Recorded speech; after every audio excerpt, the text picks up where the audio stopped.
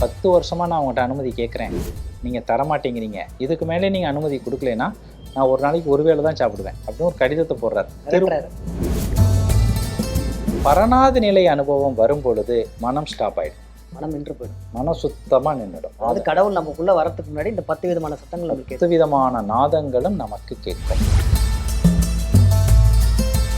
பலவிதமான நிறங்கள்ல ஒளி அலைகளா தோன்ற ஆரம்பிக்கும். இந்த 2 கண்ணையும் இப்படி ஜாயின் பண்ணணும் மூணா. இதுக்கு பேர் தான் மாடம். இங்க இருக்கக்கூடிய சாமி தான் மாடசாமி. இந்த 2ம் எங்க கரெக்டா ஜாயிண்ட் ஆகுதோ நடுவுல இப்படி சேரும்போது நடுவுல இதுக்கு நேர உள்ள அந்த இடம் தான் புருவமத்தி. புருவ மத்தின்னு இங்க சொல்றீங்க, புருவங்களுக்கு இந்த மத்தி தானே புருவ மத்தியா இருக்கும், எப்படி புருவ மத்தி இங்க வரணும் ஒருத்தர் பேசிட்டு இருக்காரு. இப்படி எல்லாம் கேள்வி. புருவ மத்திங்கிறது அது இல்லை, அவர் புருவத்துக்கு மத்திய போயிட்டாரு போல. அங்க ஒண்ணுமே கிடையாது, ஒண்ணுமே இல்லை சார். நம்ம பழைய கோயில்கள்லாம் பார்த்தீங்கன்னா மாடம் அமைச்சிருப்பாங்களா, விளக்கு மாடம் வச்சிருப்பாங்க, விளக்கு மாடம் வச்சிருப்பாங்களா, முக்கோணமா இருக்கும். எந்த மொழியிலும் இல்லாத சிறப்பு தமிழ் மொழிக்கு இருக்கு. என்னன்னு கேட்டீங்கன்னா அக்கு. ஆமா, அக்கண்ணா ஆயுத எழுத்து. ஆமா. ஏன் தமிழ் தெய்வ மொழி அப்படின்னு நம்ம சொல்றோம் அப்படின்னா அக்கண்ணா வச்சு தான் சொல்லுவோம். அக்கண்ணா வச்சு தான் தெய்வ மொழி சொல்றது. இந்த 2 கண்ணையும் இப்படி ஜாயின் பண்ணணும் மூணா. இதுக்கு பேர் தான் மாடம். இங்க இருக்கக்கூடிய சாமி தான் மாடசாமி. ஓஹோ, அது அற்புதமான பெயர் அது. ஆனா இன்னைக்கு அந்த பேரெல்லாம் வழக்கொழிஞ்சு போச்சு. மாடத்தில் இருக்கக்கூடிய சாமி மாடசாமி. மாடம் எது அப்படின்னா இதுதான் மாடம், புருவமத்தி தான் மாடம். உண்மையான இந்த புருவமத்தி எங்கே வரும் அப்படின்னா 2 ஈக்குச்சி எடுத்துக்கோங்க, குச்சி எடுத்துக்கோங்க. ஒன்று இந்த காதுக்குள்ளே ஒட்டி இந்த காதில் எடுத்துடுங்க. இன்னும் நடு உச்சியிலேருந்து ஒரு குச்சியை உள்ளே விடுங்க. விட முடியாது, எக்ஸாம்பிளுக்கு சொல்கிறேன், விட்டிங்கன்னா பாவனைக்காக. ஆமாம், இந்த 2ம் எங்கே கரெக்டாக ஜாயிண்ட் ஆகுதோ நடுவில் இப்படி சேரும்போது நடுவில் இதுக்கு நேர உள்ள அந்த இடம் தான் புருவமத்தி. இப்போ நம்ம உள்ள கையை விட்டு காட்ட முடியாது இல்லையா, அதனால நம்ம இங்கே காட்டுறோம், புருவமத்தின்னு இங்கே காட்டுறோம். அதுக்கு ஐயா இன்னும் இந்த குழப்பம் வந்துடக்கூடாதுன்னா மூக்கின் நுனிம்பர் இன்னொரு பேர் சொல்வார். மூக்கோட நுனி எதுனா இது கிடையாது, மூக்கோட நுனி இதுதான். இப்படி தானே இருக்கு மூக்கு, இங்கேருந்து தான் மூக்கு ஸ்டார்ட் ஆகுது. மூக்கோட நுனி இதுதான் புருவ மத்தி. இந்த புருவ மத்தியில இதுக்கு பேர் விந்துஸ்தானம் அப்படின்னு சொல்லிட்டு பேர். இந்த விந்துஸ்தானத்துல தவம் பண்ண துவங்கணும். அங்கேருந்து ஆரம்பிக்கணும். அந்த விந்துஸ்தானத்தில் தவம் பண்ண துவங்கிட்டீங்க, கொஞ்ச நாள் ஆகிட்டே போகுது அப்படின்னா உங்களுக்கு நாதம் கேட்க ஆரம்பிக்கும். இறைவன் வரப்போகிறார். நாதம்னா சத்தம். நாதம்னா சத்தம். சத்தம்னு எடுத்துக்க கூடாது நீங்க. சத்தங்கிறது எல்லாமே சத்தம். இப்போ இறைவன் திருவீதி உலா வருவார். திருவீதி உலா வர்றதுக்கு முன்னாடி என்ன வரும்? இறைவன் இங்க வர்ற முன்னாடி என்ன வரும்? நாதஸ்வரம், மேலதாளங்கள் வருது இல்லையா? என்ன அர்த்தம்? இறைவன் வரப்போறாருங்கிறத அறிவிக்கிறது தான் இந்த இசைகளுடைய. ஆமா. இந்த நாதம் 10 விதமான நாதங்கள் இருக்கிறதா வள்ளல் பெருமான் சொல்றார். அதுலயே 10 நாதங்கள் கேட்கும். முரசு, சங்கு, வீணை அப்படின்னு 10 விதமான நாதம். கடவுள் நமக்குள்ள வரத்துக்கு முன்னாடி இந்த 10 விதமான சத்தங்கள் நமக்கு 10 விதமான நாதங்களும் நமக்கு கேட்கும். இந்த 10 விதமான நாதங்களும் என்னன்னு தெரிஞ்சுக்கணும்னா திருமூலருடைய திருமந்திரத்துல இருக்குது. ஓஹோ. ஏன்னா வள்ளல் பெருமான் ஒரு இடத்துல என்ன சொல்றாருன்னா, அருட்பாவில் எங்காவது உனக்கு தெரியவில்லைன்னா திருமந்திரத்தை பாருன்னு இருக்கிறார். திருமந்திரத்தையும் தாண்டிய விஷயங்கள் அருட்பாவில் உண்டு, அது விஷயம். ஆனால் இப்ப ஐயா சொன்ன இதே தான். ஏன்னா ஐயாவுடைய அருட்பா பாடல் ஃபுல்லா ஆராய்ச்சி பண்றோம். ஐயா 10 நாதம் கேட்குன்ட்டார். 10 நாதம் பாடல்ல இல்லை. ஐயா எழுதியிருக்கலாம். ஏன்னா ஐயாவுடைய நிறைய பாடல்கள், ஆயிரக்கணக்கான பாடல்கள் நமக்கு கிடைக்கல. எல்லாம் ஐயா எழுதுவார், அதெல்லாம் அவங்கவுங்க எடுத்துட்டு போயிட்டாங்க நிறையா. ஏன்னா அருட்பா வெளியிடும் போது அந்த 10 வருஷங்களை கஷ்டப்பட்டு ஐயாட்ட பெர்மிஷன் வாங்கி வெளியிடுறாங்க. பல பாடல்கள் நமக்கு கிடைக்கல, ஆயிரக்கணக்கான பாடல்கள் கிடைக்கல. ஒருவேளை அதில் ஐயா சொல்லியிருக்கலாம். ஆனால் இந்த 10 நாதம் எதில் இருக்குன்னா திருமந்திரத்தில் இருக்கு. அதுலேருந்து நாங்கள் எடுப்போம். அப்போ ஃபர்ஸ்ட் நான் தொகுக்கவும் முன் வரலைங்களா? யாரும் வச்சிருக்கோம், எங்ககிட்ட கொஞ்சம் இருக்கு, எங்ககிட்ட கொஞ்சம் இல்லை. அது என்ன பிரச்சனைனா, ஐயா அருட்பா வெளியிடுறதுக்கு அனுமதியே கொடுக்கல. இருக்கட்டும், பரவாயில்ல, இவங்களுக்கு இன்னும் பக்கம் வரல, இன்னும் இது பண்ணுறாரு. இப்போ சென்னையில் இருக்கக்கூடிய ஐயாவுடைய பால்ய காலத்து நண்பர் இருக்கம் ரத்தின முதலியார், அவர் ஒரு ஆசிரியர். அவர் ஐயாவுடைய பால்ய காலத்து நண்பர். அவர் என்ன பண்ணுறார், 10 வருஷமா நான் அவங்கள்ட்ட அனுமதி கேட்குறேன், நீங்கள் தரமாட்டேங்கிறீங்க. இதுக்கு மேலே நீங்கள் அனுமதி கொடுக்கலைன்னா நான் ஒரு நாளைக்கு ஒரு வேளை தான் சாப்பிடுவேன் அப்படின்னு ஒரு கடிதத்தை போடுறாரு. திருமுகம்னு சொல்லுவோம். சின்ன வயசுலேருந்து ஐயா அவர் தான் தோஸ்துங்க. அதை பார்த்தவொடனே ஏற்கனவே ஒரு குடும்பஸ்தர், ஒரு நாளைக்கு ஒரு வேளை சாப்பிட்டு ஒரு குடும்பஸ்தரால் இருக்க முடியாது. ஐயா என்ன பண்ணார், உடனே மனம் விலகி, வேணாப்பா அந்த முடிவுக்குலாம் நீ போகாத, நான் தர்றேன், ஆனால் நிறைய பாடல்கள் செதறி கிடக்கு. ஐயா எழுதுவார், யாரோ ஒருத்தர் கேட்பாங்க, எடுத்துகிட்டு போயிடுவாங்க.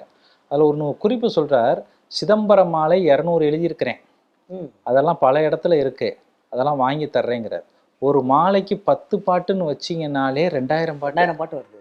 ஒரு பாட்டு கூட கிடைக்கல, ஒரு பாட்டு கூட கிடைக்கல. அதெல்லாம் தொகுத்து தர்றேங்கிறாரு.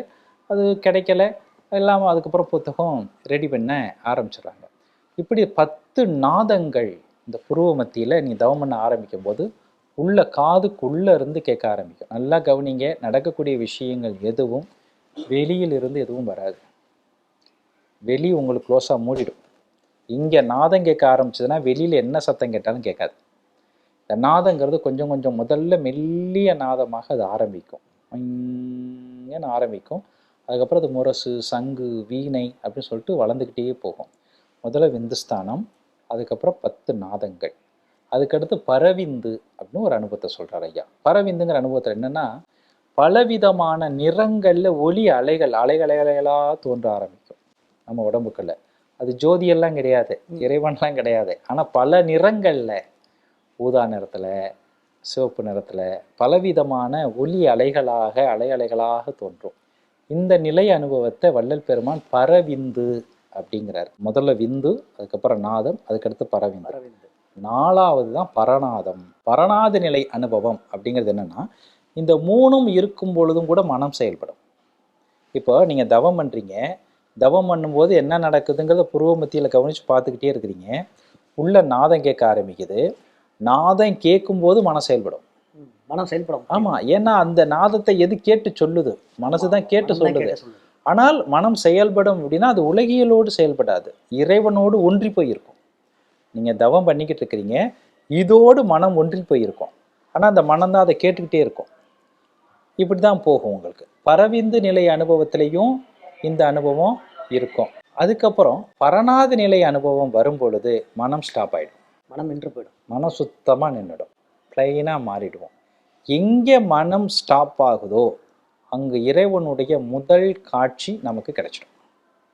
அதைத்தான் ஐயா பேரொளி அனுபவம் அப்படின்னு சொல்லுவார். எப்படி இந்த தேகத்துக்கு 3 படிநிலைகளை பெருமான் வகுத்தாரோ, சுத்த தேகம், பிரணவ தேகம், ஞான தேகம் வகுத்தாரோ, அதே போல் இறைவனுடைய காட்சியையும் 3ஆக கொடுத்தார். ஒன்று பேரொளி, அதுக்கப்புறம் பொன்னொளி, அதுக்கப்புறம் உள்ளொளி. இதை ரொம்ப அற்புதமாக ஐயா எப்படி சொல்லுவார்னா, ஜோதியுள் ஜோதியுள் ஜோதி, ஜோதியுள் ஜோதியுள் ஜோதி, தனித்தனி கிடையாது, ஒன்றுக்குள்ள ஒன்று தோணும். இந்த முதல்ல தோன்ற ஜோதி பேரொளி அனுபவம் அப்படின்னு சொல்லப்படும்.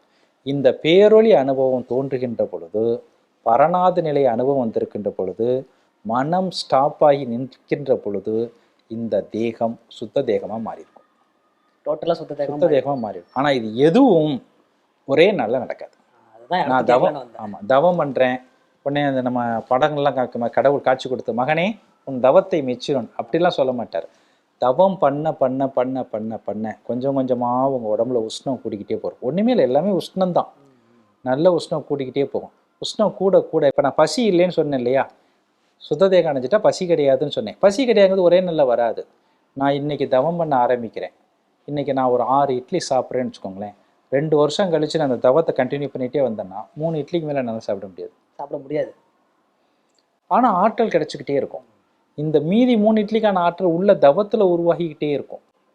இந்த உடம்பு அப்படி தான் மாறும். நீங்கள் நார்மலாக உணவு எடுக்கும் பொழுது, உறக்கம் இருக்கும்போது, மலஜலம் இருக்கும்போது இந்த உடம்புக்கு மரணம் வரும். உணவு இருக்குன்னா மரணம் வரும், உறக்கம் இருக்குன்னா மரணம் வரும், மலஜலம் இருக்குன்னா மரணம் வரும், வேர்வை இருக்குன்னா மரணம் வரும். இது எதுவும் இல்லைன்னா மரணம் வராது. அப்போ தவம் பண்ண பண்ண பண்ண என்ன ஆகுனா, நமக்கு ஆற்றல் கூட கூட, உஷ்ணம் கூட கூட, உணவு குறையும், தூக்கம் குறையும், உடம்புலேருந்து வாசம் நறுமணம் தோன்ற ஆரம்பிக்கும், எல்லாமே வரும். உள்ள இறைவன் காரியப்பட காரியப்பட காரியப்பட நறுமணங்கள் வந்துக்கிட்டே இருக்கும். இப்படி தான் தேகம் கொஞ்சம் கொஞ்சம் கொஞ்சம் கொஞ்சம் கொஞ்சமாக மாறி ஒரு ஃபைனல் ஸ்டேஜ் வரும் பொழுது, இறைவனுடைய காட்சி கிடைக்கின்ற பொழுது தேகம் முழுமையான சுத்த தேகமாக மாறி இருக்கும். என் கற்பனை பண்ணி பாருங்கள், நம்ம கண்ணுக்கு முன்னாடி வாழ்ந்த ஒரு மனிதர், அதான் ஐயா கிட்ட நிறைய பேர் ஏன் 1970 அப்புறம் ஏன் நெருங்கிய கிட்ட போகலை. ஐயா பக்கத்தில் இருக்காங்க, பேசுறதுக்கே ரொம்ப அஞ்சுனாங்க. ஐயா நடந்து போறார், தரையில் பூமி கால் பட மாட்டேங்குது, ஒரு பயம் வந்துடும் பார்த்தாலே, நிழல் விழுக மாட்டேங்குது. ஆனால் நியாயமாக நான்லாம் இருந்திருந்தேன்னா இருந்திருப்பேன், அது வேற விஷயம். கிட்ட போய் உங்களுக்கு நிழல் விழுகலையே சொல்லுங்கன்னு கேட்டிருப்பேன். ஓ ஐயா சொல்லியிருந்திருப்பார், இங்கே யாரும் பின்பற்றல ஒழுங்கா, அதனால கொஞ்சம் பயந்துட்டு இருந்திருக்கலாம். இப்படித்தான் தேகம் வந்து சுத்த தேகமாக மாறும். சரி, இந்த சுத்த தேகம் வள்ளல் பெருமானுக்கு முன்னாடி யாராவது சொல்லியிருக்காரா? நீங்க கேட்கணும் அந்த கேள்வி. அதுதான் கேட்க வந்தேன். வள்ளல் பெருமானுக்கு முன்னாடி சுத்த தேகத்தை பத்தி யாராவது சொல்லியிருக்காங்க? ஒருத்தர் சொல்லியிருக்கிறார். சோழ தேசத்தின் மிகப்பெரிய கோயில் எங்க இருக்கு? தஞ்சாவூர். தஞ்சாவூர்ல. கோயிலுக்கு அமைச்சவர் யாரு? கரூரார். கரூரார். கரூரார் கோயில் கோபுரத்தை எப்படி அமைச்சார்? கோபுரத்துடைய நிழல் பூமியில விழுகுமா விழுகாதா? விழாது இல்ல. கோபுரம் தானே மனித தேகம், உள்ளம் பெருங்கோயில் ஊனுடம்பு ஆலயம் தானே.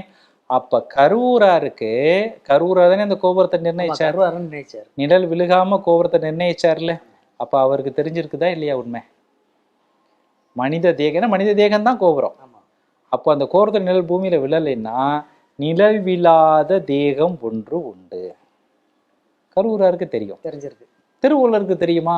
தெரியும். திருவள்ளுவர் சொன்னார் மரணமில்லா பெருவாழ்வை. இதில் சொன்னான்னா முதல் குறள்ல முதல் அதிகாரத்துல சொன்னார், மலர்மிசை ஏகினான் மானடி சேர்ந்தார் நிலமிசை நீடு வாழ்வார். இங்க ஒரு மரணமில்லா பெருவாழ்வை பத்தி சொன்ன குறள். இங்க மலர் இருக்கு, இங்கதான் இறைவனுடைய திருவடி இருக்கு.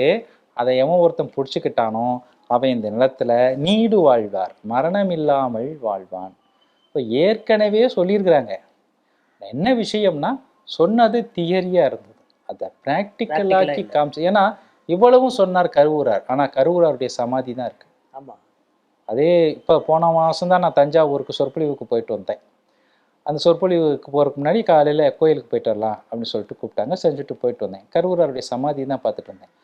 மனித தேகத்தின் நிழல் விழாது தெரிஞ்ச கரூராரும் ஒரு இடத்தில் தன்னுடைய தேகத்தை விட்டுட்டார். சமாதிதான் ஆனார். இதுதான் வள்ளல் பெருமானோட சுத்த சன்மார்க்கம் எங்க மாறும் அப்படின்னா, தேகத்தை மண்ணுக்கு கொடுக்கக்கூடாது, மண்ணுக்கோ நெருப்புக்கோ கொடுக்கக்கூடாது அப்படிங்கிறது தான் ஐயா சொல்ல வந்த முக்கியமான விஷயம்.